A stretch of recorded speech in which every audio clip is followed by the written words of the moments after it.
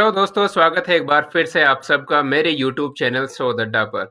अगर अभी तक आपने चैनल को सब्सक्राइब नहीं किया है तो प्लीज़ चैनल को सब्सक्राइब कर लीजिए, क्योंकि आपको मैं एक इम्पोर्टेंट इन्फॉर्मेशन शेयर करने जा रहा हूँ। ख़ास तौर से कोई भी वो कैंडिडेट जो इस बार नेट के लिए अपीयर होना चाह रहा है एनटीए नेट में, ठीक है? और आपको अगर फेलोशिप चाहिए तो आपके लिए ये जो वीडियो है वो बहुत ही ज़्यादा इम्पोर्टेंट रहने वाली है। और इसमें जो इम्पोर्टेंट इंफॉर्मेशन है वो क्या है वो मैं आपको बताने जा रहा हूँ। जी हाँ दोस्तों, आपने सही पढ़ा। एनटीए नेट ने इस बार जो दिसंबर का जो अटेम्प्ट होने वाला है 2023 का, उसमें कुछ चेंजेस की हैं। और उस चेंजेस की बदौलत अब जो है, जो कैंडिडेट पीएचडी नहीं कर रहे हैं, सिर्फ जिनका नेट क्लियर होगा, उनको भी फेलोशिप मिलेगी नेशनल लेवल की। अगर आप एससी कैटेगरी से हो तो आपको एनएफ एससी फेलोशिप मिलेगी, ओबीसी कैटेगरी से हो तो एनएफ ओबीसी मिलेगी, और अगर आप एसटी से हो तो एनएफ एसटी मिलेगी। अगर आप जो है अदर कैटेगरी से हो तब भी आपको नेशनल लेवल की फेलोशिप मिल सकती है। ठीक है, तो कुछ चेंजेस किए हैं एनटीए ने। अगर आपने इन चेंजेस को जो है फॉर्म को फिल करते वक्त नहीं किया तो आप इस फेलोशिप को मिस कर सकते हो, आपको ये अपॉर्चुनिटी मिस हो जाएगी। और आगे आने वाले 5 साल तक आपको जो फेलोशिप का एक अमाउंट मिलता है 20-25 लाख, वो जो है आप लॉस कर सकते हो अपना। तो इस वीडियो को आप अंत तक ज़रूर देखिए ताकि आप भी इस फेलोशिप को ले सकें। अगर आपके पास आज तक कोई फेलोशिप नहीं है और आप कहीं पे भी रिसर्च में एनरोल्ड नहीं है, पीएचडी नहीं कर रहे हैं, एमफिल नहीं कर रहे हैं, लेकिन नेट की तैयारी कर रहे हैं, या फिर आपका कई बार नेट हो चुका है बट कोई भी फेलोशिप नहीं लगी है। क्योंकि फेलोशिप लगने से ये होता है कि बहुत सारी यूनिवर्सिटीज़ में डायरेक्ट एंट्री होती है, कि जैसे अगर आपकी फेलोशिप लग गई कोई भी नेशनल लेवल की, उसमें लिस्ट में नाम आ गया, तो आपको डायरेक्ट एडमिशन मिलता है बहुत सारी यूनिवर्सिटीज़ में। तो इसलिए आपके लिए ये जो वीडियो है वो बहुत ही इम्पोर्टेंट होने वाली है, तो आखिर तक आप ज़रूर देखिए। मैं बताने जा रहा हूँ अब वो क्या-क्या चेंजेस है जो आपको ध्यान देना है, जिसकी वजह से आपको ये फेलोशिप मिस भी हो सकती है। अगर आपने वो चेंजेस कर लिए सही से, अच्छे से, तो आपको ये फेलोशिप ज़रूर मिल सकती है।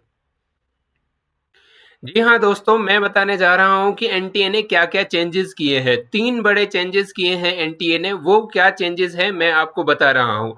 ये मेरा खुद का एप्लीकेशन फॉर्म है, ठीक है? इससे मैं आपके आइडिया के लिए ये बता रहा हूँ। जब आप फॉर्म को फिल करोगे तो आपकी कोई न कोई कैटेगरी होगी, चाहे आपकी ईडब्ल्यूएस कैटेगरी हो, या आपकी जो है एससी कैटेगरी हो, या एसटी कैटेगरी हो, या फिर आपकी ओबीसी कैटेगरी हो। जिस भी कैटेगरी से आप फॉल करोगे तो सबसे पहले आपको उस कैटेगरी को यहाँ पे टिक करना है। अगर आपने कैटेगरी को टिक नहीं किया तो आपको फेलोशिप नहीं मिलेगी। फॉर एग्जांपल, अगर आप एससी कैंडिडेट हो और आपने यहाँ पे कैटेगरी पे जो है एससी नहीं जो है क्लिक किया, तो आपको जो है एनएफएससी फेलोशिप में नाम कंसिडर नहीं किया जाएगा।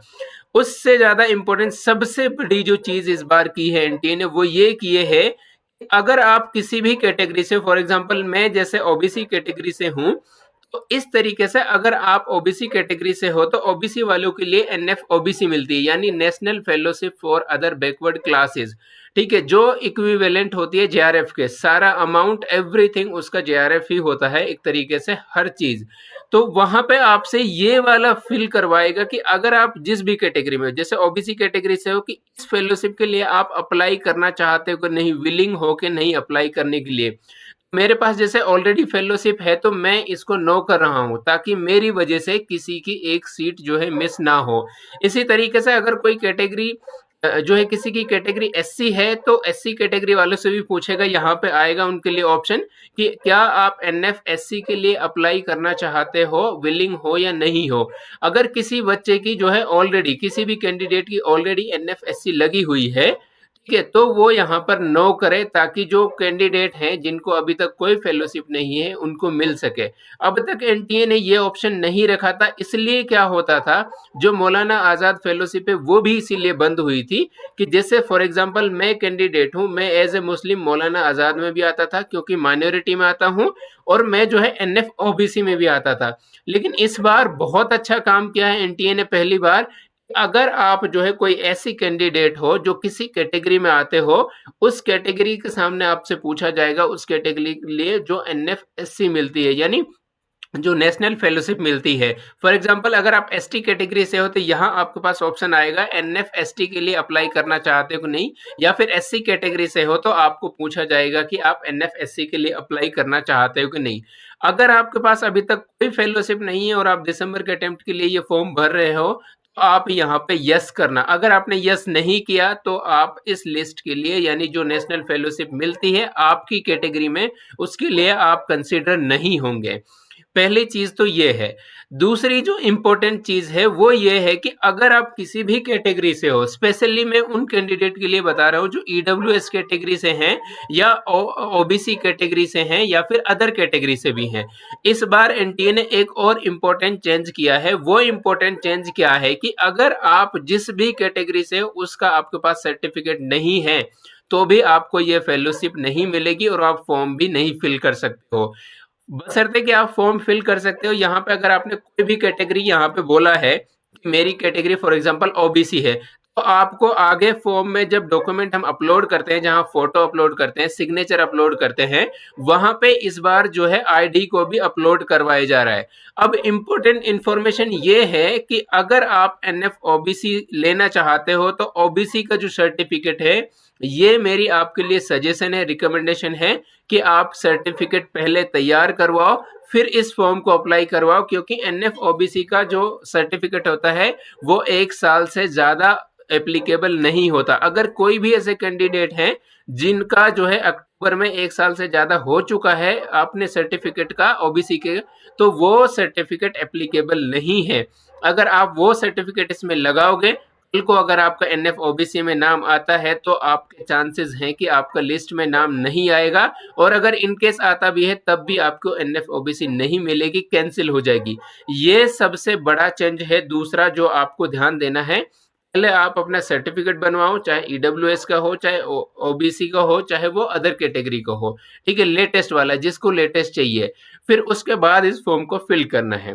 तीसरी जो इम्पोर्टेंट चीज है वो मैं बताने जा रहा हूं आपको, वो उन सब कैंडिडेट के लिए स्पेशली जिनका रिसेंटली जो है कहीं पे भी रिसर्च में एडमिशन हुआ है। फॉर एग्जांपल अगर आप कोई भी ऐसे कैंडिडेट हो जिन्होंने जो है एमफिल में जस्ट एडमिशन ले रखा था बहुत टाइम पहले, वो चल रहा है अभी भी स्टिल, ठीक है, या फिर एमफिल पास कर चुके हो, तो आपको यहाँ पर टिक करना है एमफिल पास कर चुके हो या फिर एमफिल कर रहे हो, ठीक है।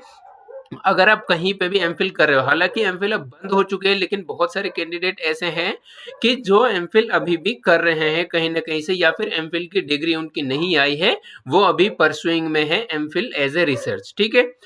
इसके बाद उन सब कैंडिडेट के लिए ये अपडेट है, अगर आप कोई भी ऐसे कैंडिडेट हो जिनका जून के अटेम्प्ट में, यानी जो भी रिसेंट अटेम्प्ट गया है उसमें नेट निकला है, या उससे पहले किसी भी अटेम्प्ट में आपका नेट निकला है, या विदाउट नेट आपने कहीं पे भी पीएचडी में एडमिशन लिया है, तो आपको यहाँ पर ऑप्शन मिलेगा पीएचडी परसुइंग।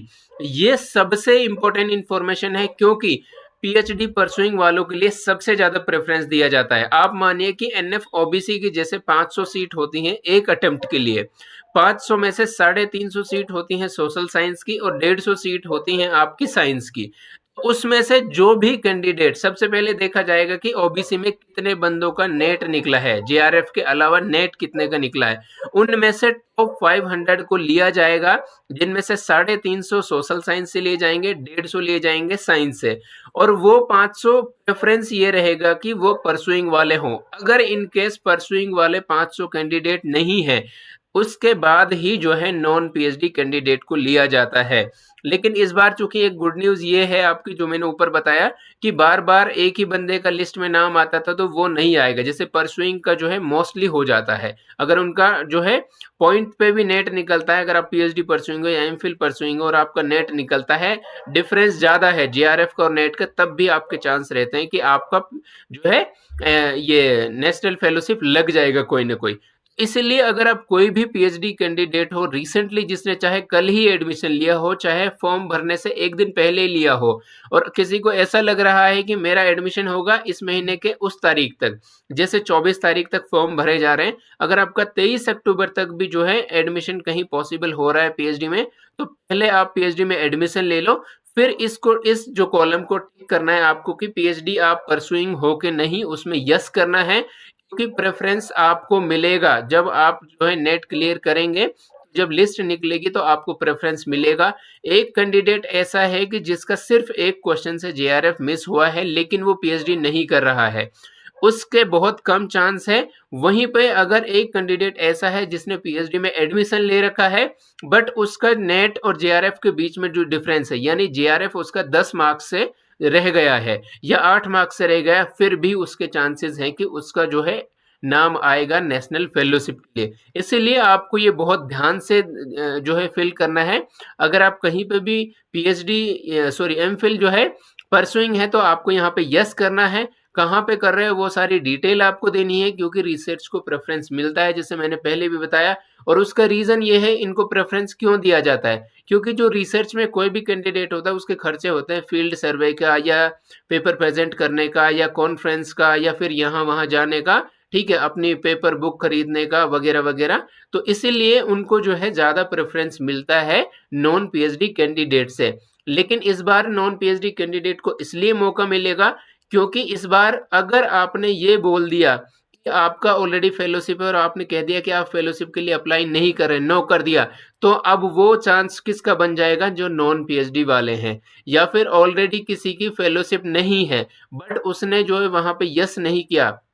यहाँ पे जो मैंने बताया, यहाँ पे अगर आप अपनी नेशनल फेलोशिप के लिए नो करते हो तब भी आप कंसीडर नहीं किए जाएंगे। तो ये सबसे बड़ी जो है 3 चेंजेस हैं। अगर ये चेंजेस आपने नहीं किए तो आप इस फेलोशिप को जो है गवा सकते हो, आपका मिस हो जाएगा ये फेलोशिप और आपको बहुत बड़ा लॉस हो सकता है अगले 5 साल जो आपको फेलोशिप मिलने वाली है। और अब तो जो है फेलोशिप भी बढ़ने वाली है। जो सीएसआर नेट है उसकी तो बढ़ चुकी है, 31,000 से 37,000 मंथली हो चुकी है।